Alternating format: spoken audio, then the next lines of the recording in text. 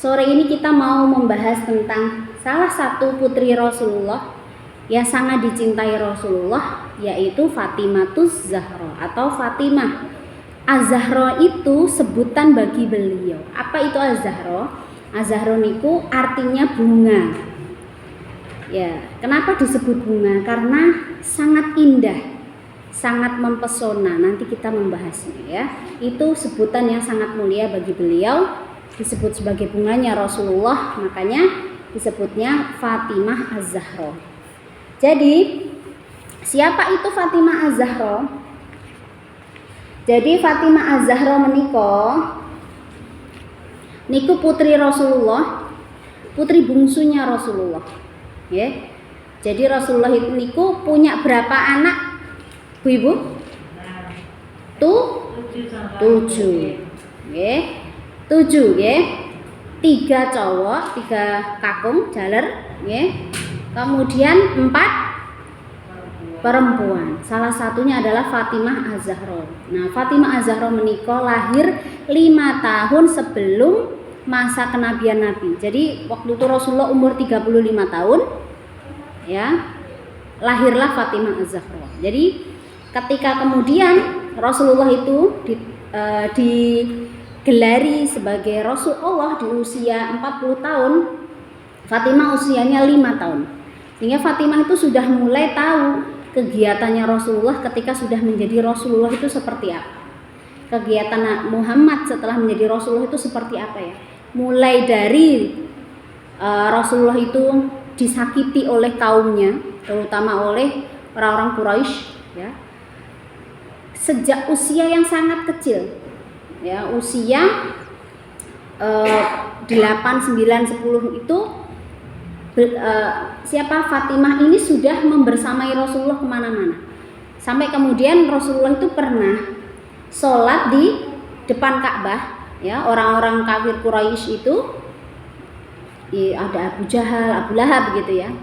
Itu saling bilang, siapa yang mau ngasih kotoran, ya, bekas sembelian onta, jadi daleman onta. Kalau orang sini niku daleman dicuci dimasak. Kalau orang sana daleman nggak dicuci nggak dimasak, Bu. Dados kotoran nggih. Niku daleman onta yang habis disembelih udah baunya busuk karena sudah beberapa hari, itu dituangkan ke kepalanya Rasulullah ketika Rasulullah lagi sujud. Bayangkan, waktu itu kemudian ada seseorang yang mengatakan kepada Fatimah, ya Fatimah, abahmu, ayahmu ya diperlakukan yang tidak baik ketika sedang sholat. Jadi zaman dulu Ibu, sakderenge wonten napa niku syariat sholat, yaitu ketika Isra Mi'raj. Niku sudah ada Bu, sholat itu sejak zaman nabi-nabi sebelumnya. Nggih, sudah ada sholat, cuma belum dikasih tahu caranya, berapa rakaatnya, kapan saja waktunya. Nggih, itu sudah ada. Makanya Ka'bah itu udah dari zaman dulu itu memang buat sholat, ya, buat sholat, buat sembahyang, buat berdoa kepada Allah. Maka ada sebagian juga bahkan menyembah Tuhan-Tuhan mereka kan dikasihkan di Ka'bah ya, kemudian disembah. Nah, dengan caranya masing-masing. Tapi ada juga yang sudah sholat menghadap ke Allah, ya, beriman kepada Allah, termasuk salah satunya Rasulullah tadi. Jadi sudah mulai sudah ada syariat tentang sholat, cuman belum seperti ketika Isra Mi'raj ya, sudah dikasih tahu rukun-rukunnya.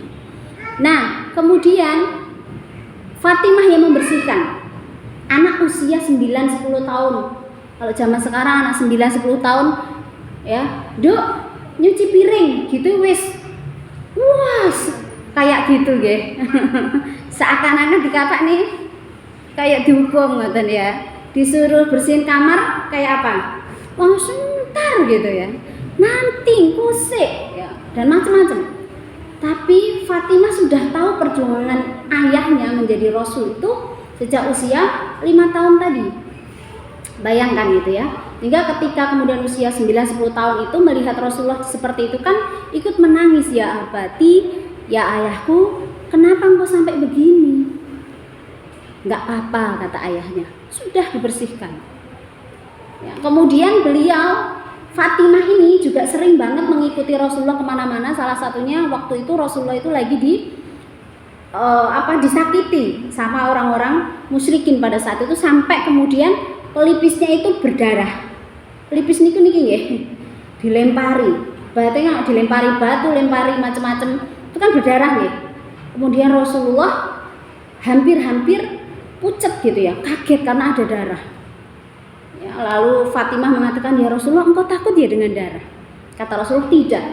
Saya takutnya begini, saya takut kalau darah ini sampai menetes ke bumi, ke tanah, mereka semua sudah diazab Allah.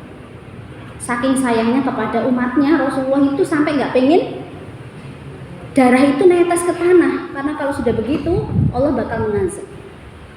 Ya, itu Fatimah yang kemudian banyak bersama Rasulullah. Kemudian Fatimah itu juga disebut sebagai orang yang paling mirip dengan Rasulullah, ya, keturunan Rasulullah yang paling mirip dengan Rasulullah, ya. Jadi bahkan disebut sebagai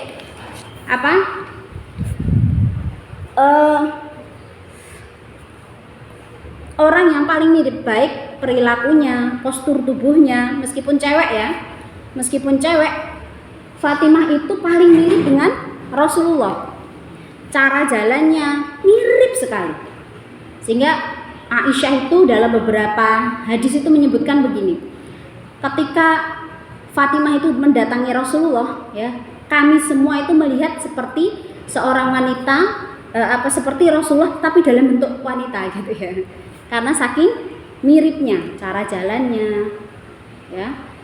Ummu Kulsum, saudaranya Aisyah pun saudaranya Fatimah pun mengatakan beliau ini yang paling mirip gitu ya. Sehingga beliau itu sering disebut sebagai Ummu Abiha. Ummu Abiha itu ibu ayahnya. Karena yang paling perhatian kepada Rasulullah, Rasulullah juga perhatian kepada Aisyah, kepada Fatimah gitu ya. Jadi Fatimah itu kalau datang ke tempat Rasulullah, Rasulullah itu langsung berdiri. Anakku yang kusayang, sini dekatku. Ya. Berdiri Rasulullah. Berdiri itu kalau di orang Arab itu termasuk salah satu bentuk menghormati. Jadi misalnya, makanya kita kalau ada ulama gitu nggih, kan terus kemudian kita ikut berdiri nggih ketika ada yang datang. Karena itu bentuk penghormatan. Bayangkan Rasulullah begitu kepada Fatimah. Ternyata Fatimah juga begitu ketika Rasulullah datang ke tempat Fatimah. Sama, Fatimah juga seperti itu. Langsung berdiri, ya abati gitu ya. Mari duduk di sini. Kemudian diciumnya Rasulullah. Jadi mereka berdua itu benar-benar seperti sehati, hanya dibedakan dua tubuh. Ya, sehati yang dibedakan dua tubuh. Ya, sampai-sampai kemudian dalam sebuah hadis itu begini. Ketika itu Aisyah juga yang meriwayatkan hadis ya. Rasulullah membisikkan sesuatu kepada Fatimah. Kemudian Fatimah menangis. Nangis banget. Nangis, orang nangis ya, sedih banget. Kemudian membisikkan yang kedua kali, Fatimah kemudian merasa bersinar, senyum, senang. Kemudian Aisyah bertanya, apa yang dikatakan oleh ayahmu, oleh Rasulullah? Fatimah menjawab, saya tidak bisa mensyiarkan apa yang Rasulullah sampaikan. Nanti ya kalau Rasulullah sudah wafat. Ini ketika sudah wafat barulah kemudian diceritakan. Dulu yang engkau tanyakan itu wahai Aisyah, Rasulullah mengatakan kalimat pertama itu adalah seperti ini. Biasanya malaikat Jibril itu bertadarus denganku itu satu kali dalam setahun. Tapi tahun ini 2 kali. Nah, Fatimah ini kan cerdas. Paham maksudnya gitu ya. Paham maksudnya bahwa ketika dikatakan bertadarus dengan malaikat Jibril itu 2 kali berarti ini tahun penutupnya Rasul. Artinya ayahku mau meninggal. Sehingga sedih banget sebagai seorang anak gitu ya. Anak yang sangat dekat dengan ayahnya sedih banget. Aku bakal ditinggal oleh ayahku. Kemudian dibisiki lagi. Ya, bisikan kedua katanya, tenang saja ya. Setelah ini engkau adalah orang pertama dari ahli keluargaku yang menyusulku. Jadi orang pertama di ahli keluarganya Rasulullah itu yang menyusul kematiannya Rasulullah itu cepat, ya. Bukan saudara-saudaranya yang lain, tapi Fatimah. Kata Rasulullah, apakah engkau nggak senang bakalan cepat bertemu aku lagi? Dikatakan juga bahkan, apakah engkau tidak suka kalau engkau aku kabarkan bahwa kamu itu adalah termasuk wanita penghulu surga. Jadi pemimpinnya para wanita yaitu Fatimah Zahra. Masya Allah ya, penghulunya para wanita di surga nanti, pemimpinnya adalah Fatimah Zahra. Penghulunya seluruh kaum muslimin, seluruh umat ini siapa? Rasulullah.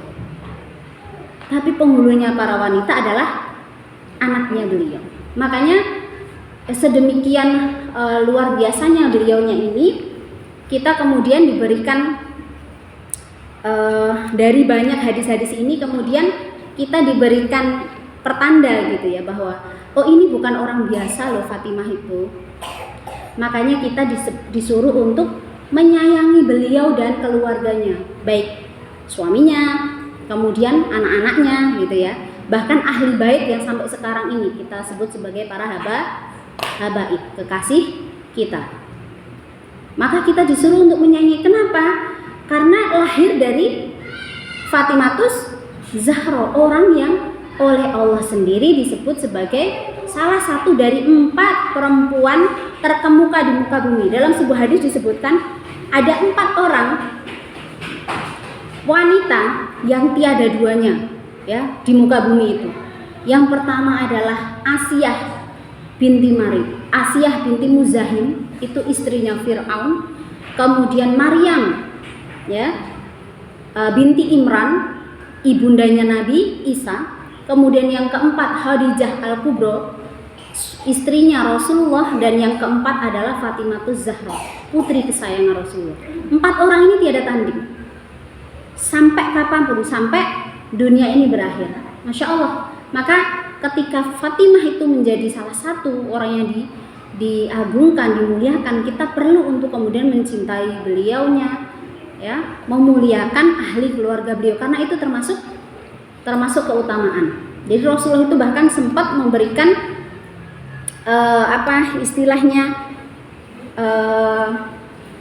pernyataan begini kepada Ali dan keluarganya, hai Ali ya dan keluarga, termasuk berarti Fatimah ya, akan aku berikan 2 hal ini ya, jangan sampai engkau lepas. Apa? Yang pertama adalah Al-Quran, yang kedua adalah,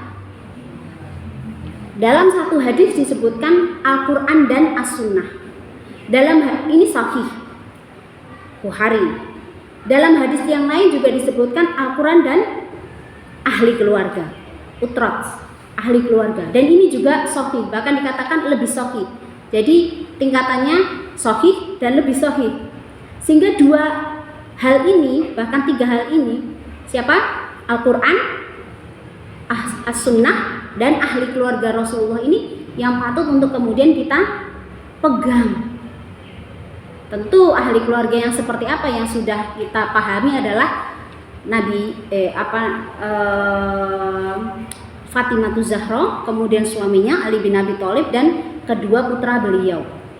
Dan kalau yang ke bawahnya karena kita tidak terlalu mengenal, kita berhusnuzon kepada orang-orang yang disebut sebagai habaib, itu menjadi salah satu orang-orang keturunan Nabi Muhammad. Dan itu perlu untuk kita muliakan. Sebab kalau kita mencintai keluarga Nabi, kita akan dicintai oleh Nabi. Nah, seperti itu. Kemudian Fatimah itu kalau dilihat, Fatimah itu kan misalnya ya bilang dimuliakan karena anaknya Nabi kan, ya pantas aja. Ternyata bukan hanya karena anak Nabi Fatimah itu dimuliakan. Tapi apa? Fatimah itu tauladan yang ibaratnya sempurna untuk seorang perempuan. Apa saja keteladanan itu? Yang pertama tadi, sejak usia kecil itu sudah memahami bahwa ayahnya itu seorang nabi, sehingga beliaunya Fatimah itu nggak sembarangan, nggak minta yang macam-macam, menjaga marwah dan kehormatan ayahnya sebagai seorang nabi. Beda ya kalau sekarang itu anak pejabat, ya anak pejabat minta privilege, minta diutamakan, gitu. Mumpung ayahku menjabat, mumpung ibuku menjabat, orang kaya, punya kuasa, punya uang, gitu ya. Akhirnya apa? Berbuat yang tidak baik. Karena apa tadi? Ayahnya pejabat, mumpung ayahku pejabat, mumpung ibuku orang kaya, gitu, sehingga semena-mena. Tapi tidak yang dilakukan oleh Fatimah, justru karena ayahku Rasulullah loh, maka benar-benar menjaga dirinya sejak kecil loh. Kalau zaman tadi saya sebutkan, kalau anak-anak zaman sekarang sejak kecil itu sudah kelihatan manjanya ya, sudah manjanya, minta ini minta itu. Bahkan kalau enggak, zaman sekarang itu kalau orang tua enggak menuruti anak, orang tuanya yang dihajar, bener nggak? Zaman sekarang gitu nggak, di berita-berita itu ayah nggak mau membelikan motor yang mahal, ayahnya dihajar. Bahkan kemarin yang di mana itu, ibunya dibunuh di Depok itu sama anaknya. Itu banyak kasus begitu ya. Kemudian ibunya yang sudah tua gitu ya, meminta uang atau bahkan berhutang sedikit. Dia mengatakan ibunya berhutang coba. Ibunya berhutang, kata si anak laki-laki. Kemudian ibunya ini dipenjarakan hanya gara-gara hutang. Kok anaknya kok hutang ya sama anaknya? Tapi itulah orang zaman sekarang. Nah, beda banget dengan yang dilakukan oleh Fatimah, justru sangat menjaga Rasulullah sejak kecil. Apalagi ketika istri Rasulullah yaitu Khadijah Al-Kubra ya, binti Huwailid ini meninggal dunia, kan Rasulullah itu sedih banget ya. Sedih banget. Maka yang paling banyak bisa menghibur siapa? Fatimah Az-Zahra. Karena kemuliaan Khadijah, ketegaran Khadijah, sifat-sifatnya Khadijah itu banyak disebut sebagai mengalir kepada putri kesayangan ini. Yang bisa menenangkan Rasulullah siapa? Khadijah ya. Yang bisa membuat Rasulullah tenang, yang bisa membuat Rasulullah kuat siapa? Khadijah. Dan itu kemudian mengalir kepada anaknya yang Fatimah Az-Zahra ya. Itu. Kemudian yang kedua, akhlak beliau luar biasa loh. Akhlak beliau itu luar biasa. Akhlak yang menyerupai tadi Nabi. Mirip dengan Nabi akhlaknya. Nabi itu sabar nggak? Sabar. Maka Fatimah itu sabar banget. Kemudian Nabi itu suka mengalah nggak kepada umatnya? Suka mengalah. Ya. Bahkan kalau mau ya, Rasulullah itu kan pemimpin, ibaratnya pemimpin agama ya pada saat itu ya. Pemimpin agama yang sudah sangat dihormati di mana-mana. Sering mendapatkan, ibarat kalau sekarang itu upeti ya. Sering dapat dari pimpinan-pimpinan gitu kan, dari Mesir, dari mana-mana itu membawakan hadiah untuk Rasulullah. Tapi apa Rasulullah itu nggak pernah mengambil. Karena itu untuk selalu dikasihkan kepada umatnya. Bahkan dikatakan Rasulullah itu sering menahan lapar daripada kenyangnya. Dan ini juga sering terjadi di keluarga Fatimah gitu. Di waktu itu Fatimah itu puasa. Ali itu bukan orang kaya, bahkan orang yang tidak berpunya. Tapi Fatimah mau menikah dengan Ali karena Rasulullah juga percaya Ali bisa membahagiakan Fatimah. Kemudian apa? Ketika lagi puasa itu mereka hanya punya roti yang hanya sedikit. Tapi kemudian ketika mereka hampir saja buka, Allahu Akbar, sudah mau buka gitu ya. Mereka sudah mau makan, tiba-tiba diketuklah pintu. Apakah ada yang bisa memberikan kami makan? Kata tamu itu.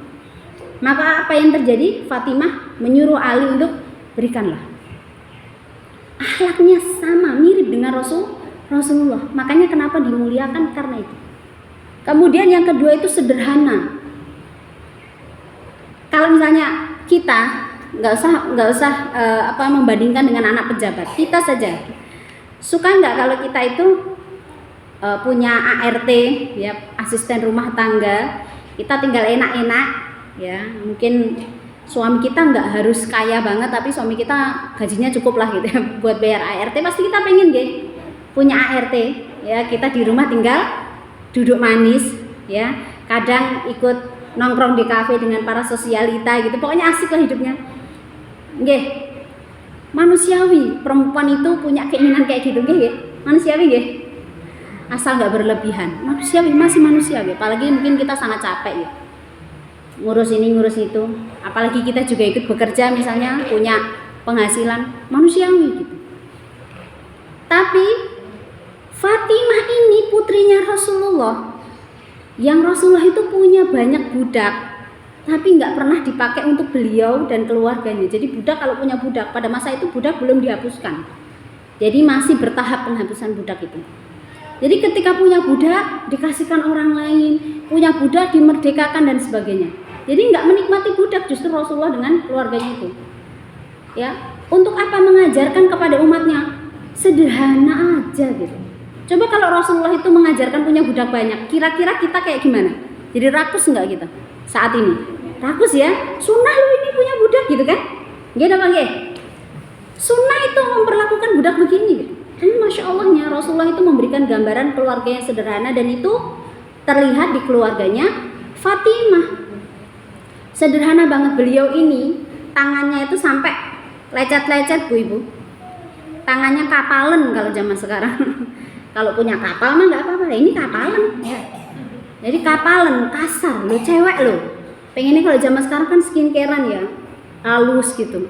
Kukunya yang panjang-panjang, dikasih nail art gitu. Zaman sekarang tuh nail art Bu. Pasti anak-anaknya itu tahu nail art itu apa, nanti ditanya deh ya. Kukunya cantik-cantik ya, kena nail art, mau nyuci piring aja nggak mau mah gitu, nanti kecah ini gitu ya. Zaman sekarang putri Rasulullah enggak, tangannya itu sampai apa? Kapalan, pecah-pecah, perih sekali. Ya, karena apa? Senantiasa menggiling gandum. Kalau zaman sekarang mungkin gandum gampang banget, tinggal tuku.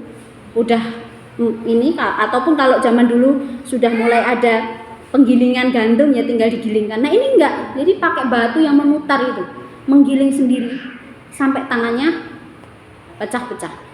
Mengambil air sendiri dengan geriba. Geriba itu apa sih? Geriba itu dari daleman atau bahkan bisa jadi kulit hewan, misalnya domba ya. Kemudian dijahit rapi, tapi kulitnya itu sudah di dalamnya itu sudah dibersihkan sehingga air di dalamnya itu suci. Itu geriba namanya. Mengangkut sendiri geriba. Ya, sampai kemudian sininya sakit semua. Akhirnya tersebarlah kabar bahwa Rasulullah itu memenangkan sebuah pertempuran dan mempunyai banyak tawanan yang bisa dijadikan budak. Fatimah itu dengar, kemudian ngomong sama Ali, kira-kira gimana ya? Kata Ali, aku minta maaf ya Fatimah, aku nggak bisa menemani kamu karena Ali itu dia ahli ilmu, dia mencari ilmu, dia mengajarkan ilmu, plus nggak punya duit buat punya budak gitu. Jadi benar-benar kehidupannya itu ya Allah sangat kurang. Akhirnya ayo kita ke tempat Rasulullah. Keduanya ke tempat Rasulullah, ya. Tapi katanya Rasulullah itu lagi nggak ada, kata Aisyah. Ada apa? Nggak jadi gitu. Terus begitu beberapa kali, malu mau ngomong langsung dengan Rasulullah. Sampai akhirnya Aisyah mengatakan kepada Rasulullah bahwa tadi putrimu datang. Kita jangan membayangkan tempat Rasulullah dengan anaknya itu jauh. Itu enggak. Rupanya ada sekitar 200 meter persegi, 200 mungkin lebih dikit ya. Itu di situ tuh keluarga Rasulullah ngumpul di situ semua. Salah satunya juga rumahnya Fatimah dengan Ali. Jadi deket kok sebenarnya. Nah ya, kemudian apa? Rasulullah saat itu setelah selesai malam-malam datang ke tempat Ali dan Fatimah. Saat itu mereka sudah mau tidur. Mendengar Rasulullah datang, mereka mau berdiri. Nggak usah dibayangkan rumahnya berpintu-pintu banyak gitu ya, jadi sampai nggak kedengeran gitu. Jadi cuma satu petak. Jadi sini kamar, ya situ tempat untuk ketemu dengan orang gitu ya, langsung pintu. Kalau zaman dulu begitu. Lalu kata Rasulullah, nggak perlu kalian bangkit, aku tak yang datang. Datang kemudian dikatakan Rasulullah tahu ya bahwa Fatimah menginginkan ada pembantu yang akan membantu dirinya. Wajar nggak sih ke ayahnya begitu? Apalagi ayahnya pemimpinan. Wajar sebenarnya. Tapi apa? Rasulullah itu ingin mendidik kepada umatnya bahwa anak pimpinan itu justru harusnya paling banyak berkorban. Nah, kemudian dikatakan apa?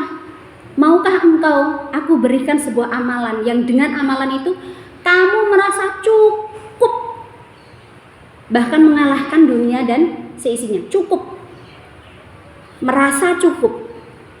Kenapa kok Rasulullah mengatakan dikasih amalan untuk merasa cukup? Karena manusia dengan duit segitu banyaknya seringnya nggak cukup, bener gak?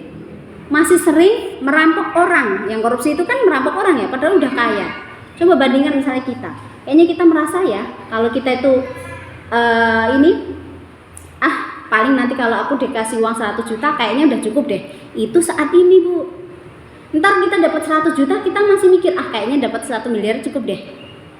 Begitu dapat 1 miliar masih ada keinginan lagi 10 miliar lebih cukup deh. Gitu.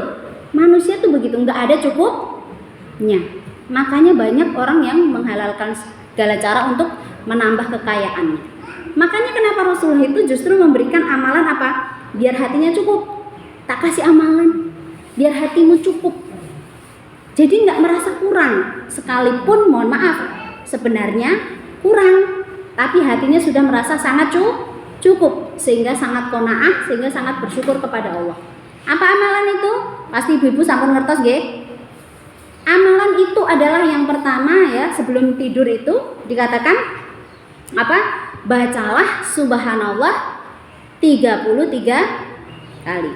Ya. Kemudian walhamdulillah 33 kali dan Allahu Akbar 33 kali. Insya Allah akan dicukupkan. Perasaan cukup itu akan membuat kita tenang apa mboten Bu? Tenang. Dapat berapapun tenang. Pernah mboten ibu-ibu menawi misalnya nggih, tiba-tiba dapat kekayaan. Ya, tiba-tiba dapat gajinya suami naik drastis ya. Tapi tiba-tiba merasa belum sampai setengah bulan udah habis. Pernah nggak? Jadi seberapapun gaji suami yang dapat, perasaan wis naik, tapi kok yo habis juga ya. Karena terkadang kita itu nggak merasa cukup. Yang awalnya mungkin gajinya 1,5 juta, kita cukup dengan lauk tempe tahu. Begitu gajinya 3 juta nggak cukup, rasanya kok tempe tahu ya gitu ya. Pengennya fried chicken terus ya, pengennya pizza terus, pengennya nyetik terus, ya sudah nggak cukup lagi. Gitu? Sehingga yang diinginkan Rasulullah diajarkan kepada anaknya dan pengajaran ini untuk kita semua ibu-ibu, yaitu apa? Perasaan cukup. Nanti kalau sudah merasa cukup, bersyukur banget. Nggak ada lagi cekcok hanya masalah kok duitnya kurang terus. Karena sudah ada perasaan saling cukup. Kemudian Fatimah ini juga sosok yang sangat taat kepada suaminya. Kok bisa? Karena Ali juga sangat sayang kepada Fatimah. Jadi Fatimah taat sama Ali sangat sayang kepada Fatimah. Pernah ada kejadian begini ibu-ibu. Fatimah mengatakan kepada ayahnya ya, ayah gitu, abati, sesungguhnya aku tadi malam itu meminta maaf terus-menerus kepada Ali karena aku melakukan kesalahan sehingga aku meminta maaf terus-menerus. Ya. Kemudian ayahnya bertanya, lalu apakah Ali sudah memaafkanmu? Apa kata Fatimah? Ali sudah memaafkanku. Kemudian ayahnya mengatakan, kalau Ali sampai enggak memaafkanmu, aku juga enggak bisa memaafkanmu. Loh, kok malah bela menantunya? Rasulullah nggak membela menantu, tetapi membela yang benar. Pada saat itu kejadiannya memang Fatimah yang kurang baik dalam satu hal kepada suaminya, sehingga harus meminta maaf tadi. Masya Allahnya Ali orang yang sangat sayang kepada Fatimah, sehingga satu memaafkan, ya, nggak ngungkit-ngungkit, dan memang sangat mencintai istrinya. Jadi beliau ini sangat taat kepada suaminya. Mohon maaf ya, kalau dilihat dari kekayaannya suaminya ini, jangankan kaya, bisa makan setiap hari, bis alhamdulillah. Ali itu, keluarganya itu memang kondisinya begitu. Kenapa? Karena dari keluarga Abu Thalib itu juga paman Nabi yang paling nggak punya dibandingkan Abu Jahal. Abu Jahal itu paman Nabi loh. Paman Nabi yang paling nggak punya itu siapa? Abu Thalib. Sehingga anaknya juga begitu. Kemudian apa?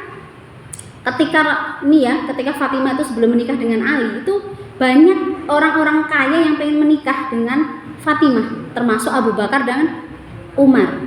Nggak usah bingung ya, masa mertuanya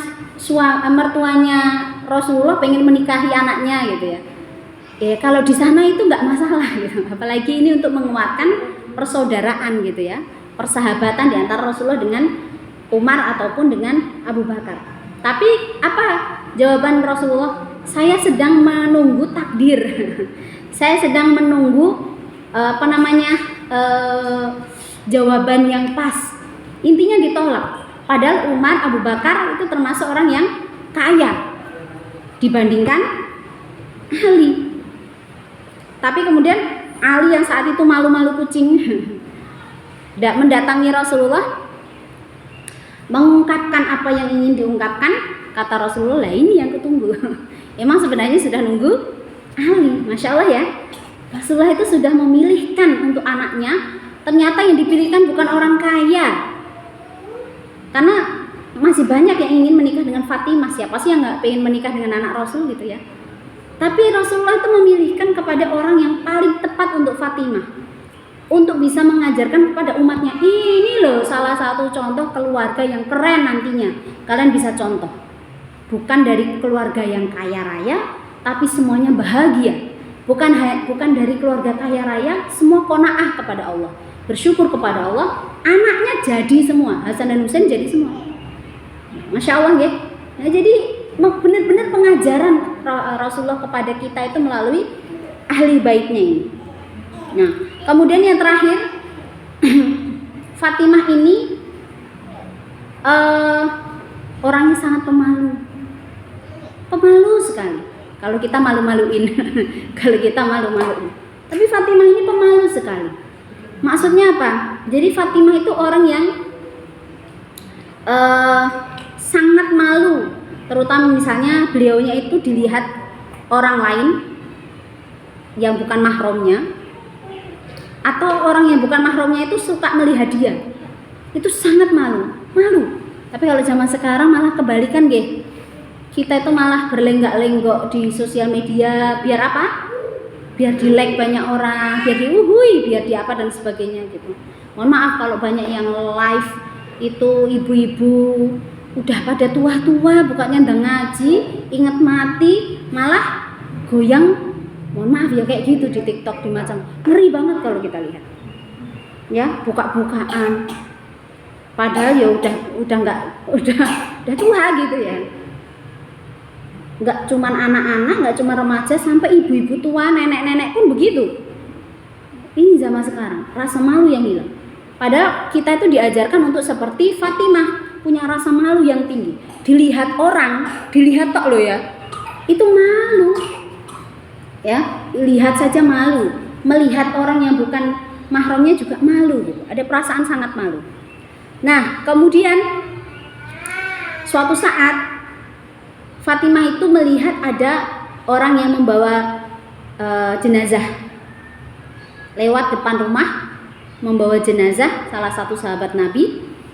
Ya, kan namanya jenazah itu kan kalau udah dipocong itu kan ketat ya, pocongannya ketat napa? Buatan ketat nggih. Jadi kan kayak ketat sini ketat gitu nggih. Jadi bener-bener kayak ngebungkus gitu. Nah, lalu apa Fatimah itu menangis? Sahabatnya ini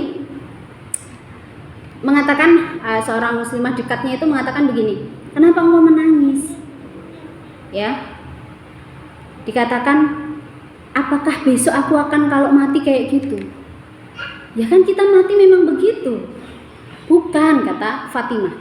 Apakah ketika aku mati nanti jasadku akan dilihat orang? Karena zaman dulu itu keranda cuman ya udah diangkat gitu, nggak ada penutupnya, diangkat udah gitu, nggak ditutupi apapun, jadi langsung kelihatan kafannya yang membungkus gitu.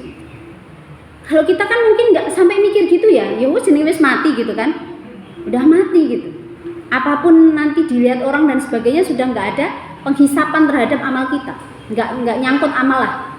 Tapi apa? Aku malu kalau kayak gitu. Gimana ketika itu lekuk tubuhku dilihat orang? Bayangkan, dipikirkan lekuk tubuh ketika sudah dipocong. Masih dipikirkan saking malunya. Lalu apa?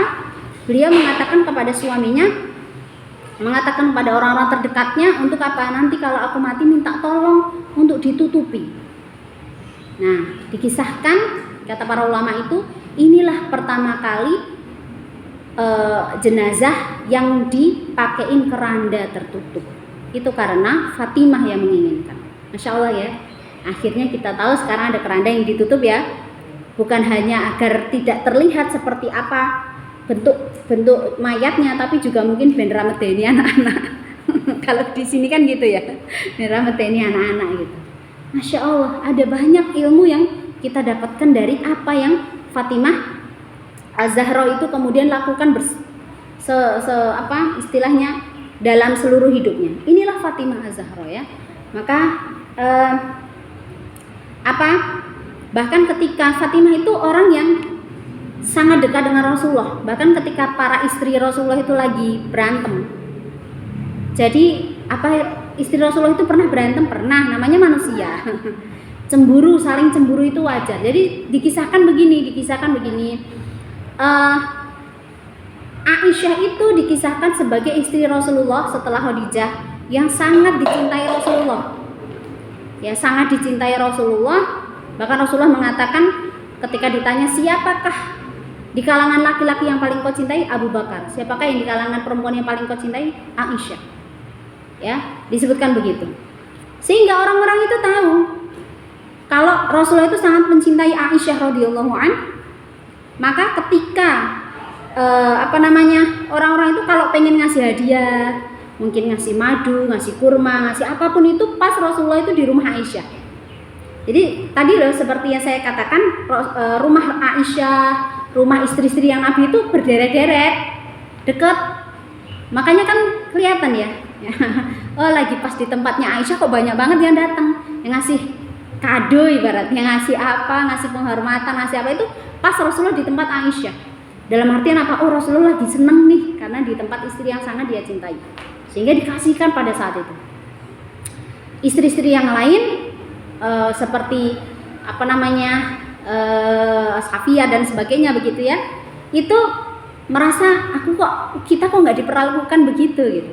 Wajar sih, manusiawi, namanya cewek ya. Kita itu kan memang diberikan rasa cemburu, dan itu sangat wajar, manusiawi sekali. Maka mereka mengatakan Rasulullah nggak adil gitu. Ya udah, kamu bilang ke Rasulullah, nggak ada yang berani. Akhirnya mereka mepet PDKT sama Fatimah karena Fatimah paling dekat dengan Rasulullah. Ya Fatimah, katakan kepada ayahmu begini dan begitu. Maksudnya suruh adil. Kalau bilang ke jamaahnya gitu ya. Kalau nanti mau kasih hadiah jangan pas di tempat Aisyah tok gitu loh. Jadi sehingga mereka juga akan mendapatkan ibaratnya rasa dihormati gitu ya, mulia dan sebagainya. Lalu apa? Fatimah mengatakan kepada Rasulullah. Sekali Fatimah mengatakan Rasulullah. Kemudian Rasulullah tuh diam aja, enggak menjawab. Padahal kalau ditanya apapun sama Fatimah selalu menjawab. Ini diam aja. Kemudian Fatimah keluar ya. Gimana tadi gitu. Rasulullah tidak menjawab. Kemudian terus kayak gitu lagi ya, disuruhnya lagi kembali, disuruh untuk menegaskan lagi. disuruh mengatakan, ya ayah jangan begitu, kayaknya yang lainnya cemburu deh gitu. Suruh begini dan begitu. Lalu apa? Rasulullah diem lagi. Yang ketiga kalinya menyuruh Fatimah untuk kemudian menjadi jubirnya para istri ke Rasulullah. Kemudian dikatakan apa? Katakan kepada mereka, jangan sakiti aku tentang Aisyah, ya, karena aku nggak bisa, ya namanya kadang orang itu, Rasulullah itu pernah mengatakan keadilan itu bisa adil dalam hal nafkah semuanya sama, dalam hal waktu semuanya sama, tapi hati kan nggak bisa ya. Yang bisa membuat hati itu bisa adil kan hanya Allah, dan ternyata Allah itu memberikan rasa sayang kepada Aisyah lebih daripada yang lainnya. Itu hak Allah gitu. Sehingga kata Rasulullah, jangan sakiti aku tentang Aisyah.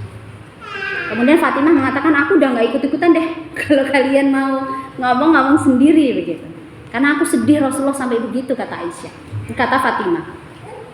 Nah ini terjadi ya ibu-ibu. Maka Fatimah ini menjadi teladan bagi kita, masya Allah ya, dengan akhlaknya beliau, rasa malunya beliau, ya, sederhananya beliau. Padahal beliau itu kalau mau minta pasti ibaratnya karena beliau ahli bait ya. Kalaupun sama ayahnya misalnya nggak dibolehin punya budak, pasti beliau ngomong ke Abu Bakar, ngomong ke Umar pasti dikasih gitu. Ya kan? Merajuk dikit aja pasti dikasih. Tapi beliaunya nggak mau merajuk, nggak mau meminta apa yang kemudian oleh Rasulullah nggak perlu nak gitu. Maka beliau yakin apa yang dikatakan oleh Rasulullah itu udah cukup, kamu seperti ini dengan keluargamu, ya. Bahkan ditutupi itu Rasulullah itu sampai berdoa agar berdoanya itu salah satu doanya adalah, ya Allah gitu ya, aku sangat mencintai keluarga ini ya, Fatimah dengan keluarganya, ya, maka bersihkanlah aku dari noda, ya, dan bersihkanlah Fatimah dari noda sebagaimana bersihnya engkau membersihkan aku dari noda. Jadi itu doa yang luar biasa. Ahli baitnya itu didoakan agar bersih dari noda, bersih dari hal-hal yang kurang baik, bersih dari hal-hal yang duniawi banget, sehingga keluarganya itu bisa menjadi teladan bagi kita. Nggak apa-apa kok kita nggak terlalu kaya di dunia, yang penting cukup, yang penting suaminya baik, yang penting istrinya qanaah, manut sama suaminya, anak-anaknya solih solihah, cukup. Wong ya nggak lama di dunia gitu loh. Kita dikasih role model keluarga begitu. Tapi kalau misalnya kita dikasih role model keluarganya Nabi Sulaiman, wah susah ya. Kita harus cari suami sultan gitu. Rebutan kita nanti, banyak orang yang pengen jadi suami sultan.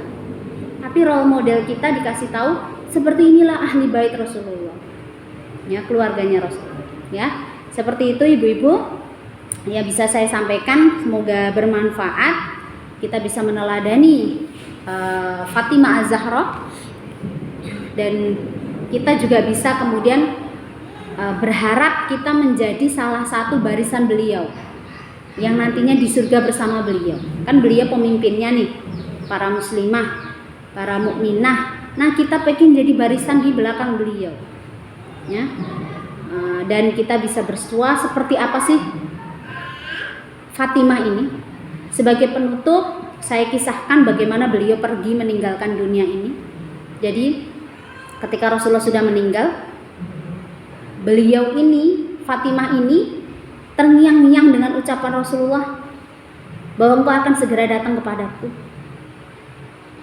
Sudah dikasih, ya, tapi dikasih apa? Dikasih berita ini, tetapi Fatimah itu saking dekatnya dengan Rasulullah sejak kecil, beliau itu sudah sangat rindu dengan Rasulullah. Jadi sehari tidak segera meninggal itu rindunya bertambah. Sakit rindu itu sakit yang berat, kata Dilan. Rindu itu berat, benar. Apalagi dengan orang yang paling mulia, yaitu Rasulullah. Fatimah merasakan rindu yang luar biasa sehingga tubuhnya kurus. Orang-orang mengatakan, engkau sakit apa? Aku tidak sakit, aku cuma rindu. Rindu kepada Rasulullah itu sampai kering. Makan mungkin tidak nyaman, tidak tenang, mungkin karena saking kita cintanya dengan seseorang. Kalau seorang itu meninggal begitu, rasanya pengen segera ikut. Lalu apa? Dikatakan ya kepada salah satu orang yang membantu dia, dikatakan dulu kepada suaminya, wahai suamiku, sepertinya aku akan segera datang masaku untuk meninggalkanmu, ya. Lalu aku punya wasiat. Wasiatnya adalah engkau akan menikahi ini, itu wasiatnya, seseorang ini. Kemudian Ali, kalau kita mungkin bilangnya kalau suami kita, ojo ngomong ngono to Bu, gitu. Wis ora usah ngomong ngono. Ternyata memberikan wasiat itu sunnah. Istri-istri kalau kita udah merasa sakit kasih wasiat kepada suami itu sunnah, nggak apa-apa, nggak usah tabu. Namanya mau matikan ya, itu matikan wajar, itu sunnah, memberikan wasiat. Laki-laki juga begitu, ya kita insya Allah gitu, ya mungkin dalam hati ojo gitu, tapi kita bismillah insya Allah. Nah kemudian setelah itu beliaunya bersama dengan salah satu orang yang selalu membantu beliau, namanya Asma juga, namanya Asma ya, Asma. Kemudian Asma ini dikatakan ya, wahai Asma, aku mau membaca Quran, tolong tutup pintu. Nanti kalau aku sudah tidak terdengar membaca Al-Quran, berarti aku sudah tidak ada. Jadi beliau meninggal ketika membaca Al-Quran, mengalun membaca Al-Quran itu, sampai kemudian tiba-tiba nggak ada satupun suara yang terdengar. Menangislah Asma, ya. Menangisnya begitu dilihat ternyata benar putri kesayangan Rasulullah itu sudah ikut bersama Rasulullah. Syahdu banget kalau diceritakan ini. Lalu ditutup lagi pintunya, bingung Asma ini. Asma bingung, aku harus gimana? Yang diingat adalah gimana Hasan dan Husain, padahal pada saat itu Hasan dan Husain belum besar, ya. Gimana Hasan dan Husain? Gimana kemudian tanggapan mereka tentang ibunya yang sudah meninggal? Lalu waktu itu Hasan dan Husain pergi, pulanglah mereka melihat Asma yang membantu ibundanya di masa-masa sakitnya itu hanya menangis. Anak ini, dua orang ini, mungkin kalau zaman sekarang anak-anak ada dan sebagainya gitu, riak gitu ya. Dia itu cuma saling tatap, dua orang ini, adik kakak ini saling tatap dan akhirnya saling berpelukan karena tahu ibundanya sudah meninggal. Kok bisa sesabar itu? Inilah didikan keluarga Nabi. Ya, sudah tahu bahwa ibundanya akan pergi. Ibundanya telah pergi.